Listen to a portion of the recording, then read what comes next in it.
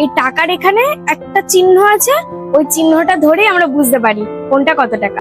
ও আচ্ছা তাই, তাহলে তুমি এটা বলো তো, এটা কত টাকা?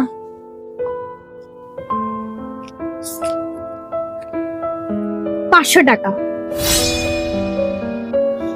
আচ্ছা দাঁড়াও, এটা বলো তো কত টাকা? 200 টাকা। বাহ দিদি, এটা তো খুব ভালো কথা। আর আজকে আমি এটা প্রথম জানতে পারলাম যে আমাদের প্রত্যেকটা নোটের মধ্যে একটা করে চিহ্ন থাকে, যেটা দেখে তোমাদের মতন প্রতিবন্ধী ভাই বোনেরা খুব ভালো করেই টাকাটাকে চিনতে পারে। হ্যাঁ দাদা।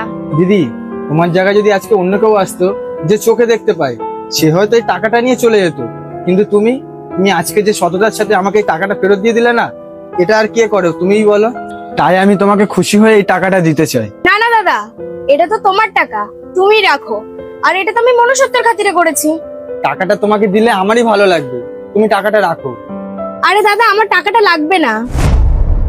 তোমার যদি মনে হয় তুমি আমাকে সাহায্য করবে, তাহলে আমাকে সাহায্য না করে এমন কাউকে করো যা সাহায্যের দরকার, কারণ আমি সেটাই করতে যাচ্ছি।